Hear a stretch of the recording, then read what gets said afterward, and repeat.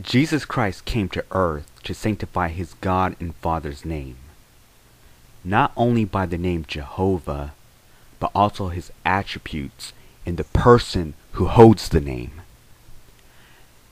Now, all the videos Shazoolo has made, how did Jesus make the name of God known for Jehovah's Witnesses, is one of the most disturbing and misleading half-truth videos he has made, because he is implying that the divine name is unimportant to manifest, to declare, to sanctify, to hold holy and dear to Christians.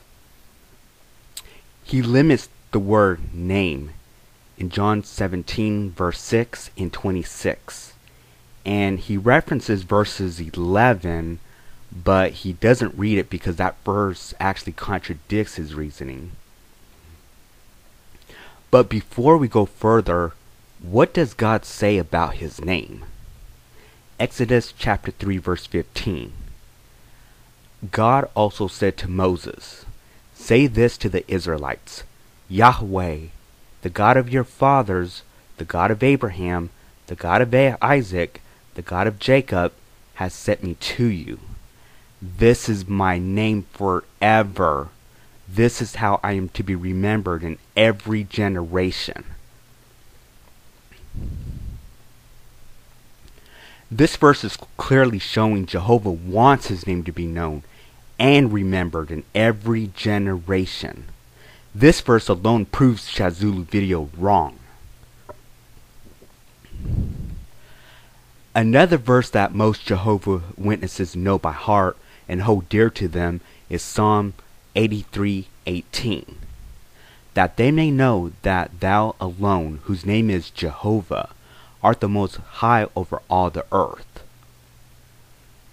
This verse alone disproves Shazoolo's video too.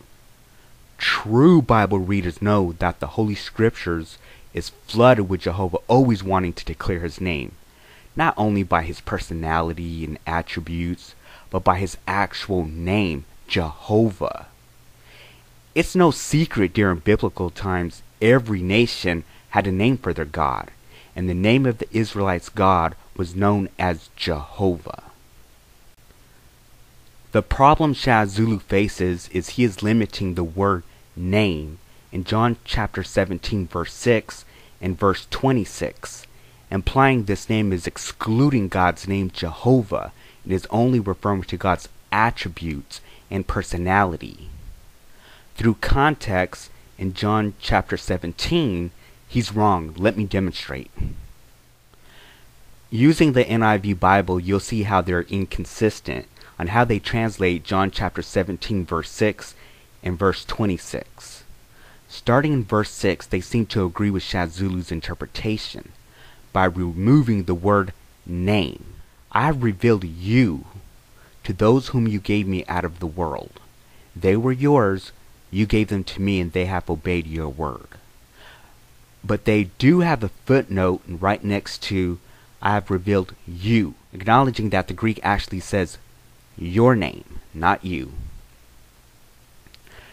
Shazoolo is implying that Jesus couldn't be referring to the actual name of God because the Jews already knew the name of God. He continues by saying what Jesus was referring to was the person of God, his attributes, and his character. I would agree, obviously, they knew Jehovah's name, but they had their man-made belief that the name is not supposed to be uttered. Nowhere in Scripture do we find that it's not supposed to be uttered. That's why it was proper for Jesus to make God's name known to contradict the Jews' belief regarding the name. In addition, the Jews also knew the person of God, his attributes, and his character. They knew the Tanakh, the Old Testament, well. That's why Jesus rightfully said their father is the devil in John chapter 8 verse 44. They were not ignorant of the Scriptures, but refused to believe Jesus was the Christ. Shazoolo didn't read verse 11 because it contradicted his video. And notice too, the NIV Bible is not consistent when they translated verses 11 through 12. I will remain in the world no longer, but they are still in the world, and I am coming to you. Holy Father, protect them by the power of your name, the name you gave me, so that they may be one as we are one.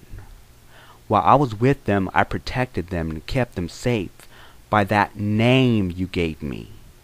None has been lost except the one doomed to destruction, so the scripture would be fulfilled. Jesus said this name was given to him. It's not referring to the person of God, his attributes, and his character. He was referring to the authority that God's name has, the actual name of God that the Jews knew God by Jehovah.